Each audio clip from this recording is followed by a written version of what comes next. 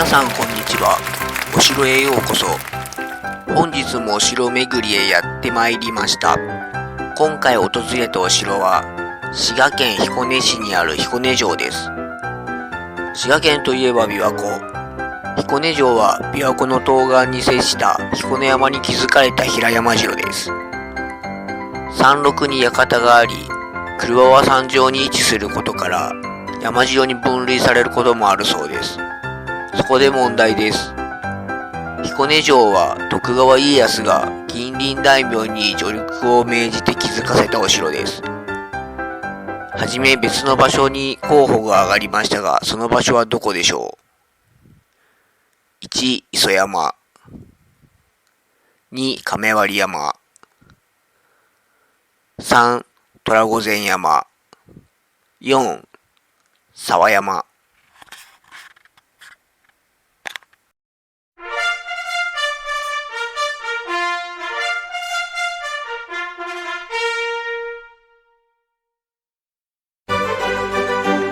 正解は1の磯山です。磯山にはかつてお城がありました。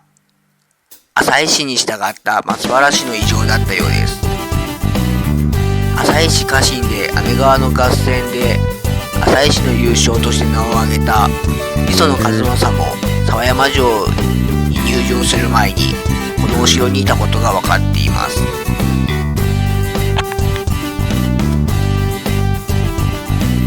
彦根城は徳川の譜代大名である井伊家のお城です。井伊家が絵解きを通じて城主でした。彦根城の築城者は井伊直政です。井伊直政は徳川四天王の一人に挙げられる人物です。15歳で家康に仕え、古参武将が妬むほどの出世を遂げました。というのも井伊家は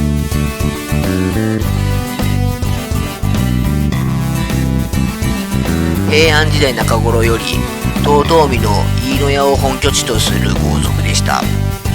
徳川家は松平を名乗る頃から三河を本拠地としています。井伊直政の父である井伊直親は今川氏に謀略によって殺害されます。この時井伊直政は2歳でした。ある時家康が鷹狩りに出かけた時に15歳の井伊直政に遭遇します。そしてそのまま召し抱えられました。22歳の時には織田信長が本能寺の変で応死します。家康は安土城で信長の歓迎を受けた後で堺へ旅行中でした。そのまま堺から三河へ逃げ帰ります。神君伊賀越えです。この時井伊直政は家康に従いました。井伊直政は武田滅亡後赤備えを与えられます。織田信長は武田の維新を召し抱えることを禁止しました。しかし家康は信玄の強さを身に染みて知っていたので武田の維新を積極的に採用しました。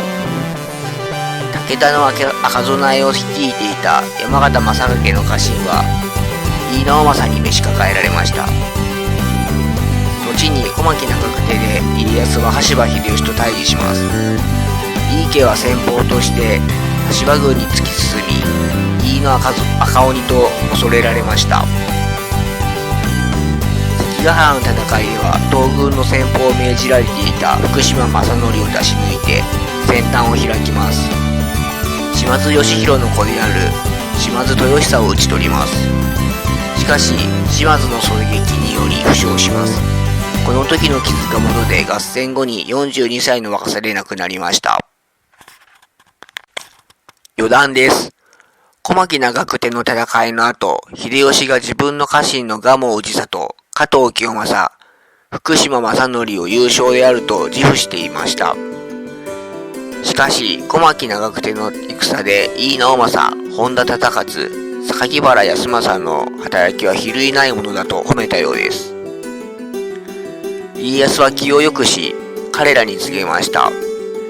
井伊直政は毅然とした態度で自らの家人を貶めて敵を褒めるのは大将のすることではない。利官の底へがあるに違いない。天下をもって誘われても秀吉に仕えることはないと。榊原康政、本田忠勝もこれに続き、いかにもと応じたので家康は喜んだという話です。井伊直政は三河以来の家臣ではありませんでしたが、忠義に厚い人物だったようです。彦根城天守閣は1606年に完成したものです。家康の命を受けて大津城の天守を移したようです。以来一度の戦火にも遭っていません。国宝です。この天守は創建する際に人柱を捧げたようです。難工事を貫徹するためでした。井伊直政の子にあたる井伊直嗣が1603年に築城を開始します。工事がうまくいかないので人柱を建てようという話が出ました。関係者の一人がその話を家に持ち帰ります。殿様が困っていることを知った関係者の娘、お菊というのですが、お菊は人柱に志願します。両親はお菊を説得しますが、お菊の殿様の役に立ちたいという決意は変わりませんでした。こうしてお菊は用意された木箱に入り、人柱として土の中に埋められます。工事は無事終わり、天守は建ちました。数日後、井伊直嗣はお菊の両親を呼び、新しい仕事を与えます。控え屋敷に仕えてほしいという仕事でした。控え屋敷にある噂がありました。殿様である井伊直嗣の義理の姉が江戸からやってきたという噂です。お菊の両親は言われた通り控え屋敷に出向くと、一室に案内され女主人と面会します。そこで二人は仰天します。なんと二人が対面した相手は人柱として埋められたはずのお菊だったのです。実は殿様の井伊直嗣、人柱の入った箱と空箱を直前ですり替えて埋めたようです。工事を貫徹するために人が途中に埋められる。井伊直嗣はお菊の心は汲んだものの、非人道的なことはしなかったようです。さらに代わりに空き箱を埋めたことで、迷信を信じる多くの人は人柱が埋められたと安心して工事に励んだため、無事天守も建ったという話です。井伊家半石奉還まで彦根藩主であり続けます。半石奉還で当時の当主は彦根藩知事となりました。幕末には井伊直弼を輩出しています。幕府の大老となり日本を開国しました。井伊直弼は11代藩主である井伊直中の14男でした。武家の次男以下は養子になるか嫁ももらえぬ部屋住みとなるのですが、井伊直弼は部屋住みでした。通常なら14男では後を継ぐことはないのですが、兄弟が養子に出たり創生したりして、井伊家には直弼が残るのみとなりました。そこへ本家の後継者であった兄の井伊直元が病死します。直元には子がなかったので、井伊直弼が後継者となりました。そして彦根藩主となります。3年後、ペリーが日本に来航します。黒船は日本をどこからでも攻撃できますが、日本には海軍も近代的な大砲もない状態でした。そのため幕府は急いで砲台を品川に築きます。井伊直弼は天皇の意思に背いて攘夷を行わず、安政の大国を行い開国します。本来征夷大将軍は夷敵を討伐するために任命される非常時の役職なので、戦をするはずなのですが、攘夷を行わずに不平等条約を結んで開国してしまったという話です。幕府は当時の先進国であった隣国の新王朝がアヘン戦争で列強にボロボロに敗北したことを情報として得ていたようです。井伊直弼も本来は個人的には攘夷の考えを持っていたようですが、一旦開国し貿易で利を得て海軍を育ててから国を鎖国すればよいという開国派であったようです。しかしこの考えは当時の鎖国派には受け入れられるものではなく、御三家の一人で幕政を批判する徳川斉昭を謹慎処分とし、多数の人間を逮捕処刑しました。安政の大国です。井伊直弼は彦根城主となった10年後、江戸城の桜田門外で暗殺されます。46歳でした。わずか10年の間に彦根城の城主となり、将軍を除く江戸幕府の最高権力者である大老となり、最後暗殺されたという劇的な人物です。彦根藩といえば飯の赤備え、徳川最強の部隊として小牧長久手の戦い、関ヶ原の戦いで活躍しました。幕末でも第二次長州征伐で先陣を任されました。井伊家は赤備えに火縄銃という装備です。対する長州藩はミニエー銃。火縄銃の飛距離は50メートルほどだったのに対し、ミニエー銃の飛距離は約270メートル。ミニエー銃は270メートル飛んでも非常に命中力が高かったようです。飯の赤備えはミニエー銃の標的となります。具足が赤かったのでよく目立ち、照準を合わせやすかったようです。惨敗します。こうしたこともあってか、譜代大名の中で最も早く新政府に恭順の意を示します。鳥羽・伏見の戦いでは、旧幕府軍に味方せずに新政府軍に味方しました。彦根藩は京都の防衛を任されました。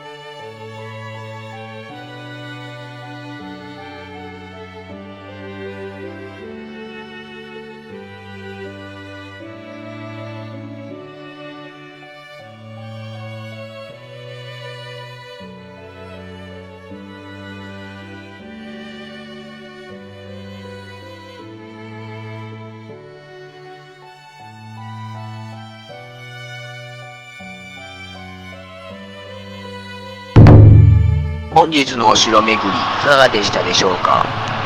ぜひチャンネル登録、高評価ボタンよろしくお願いします。次回のお城巡りは小倉山城です。ご期待ください。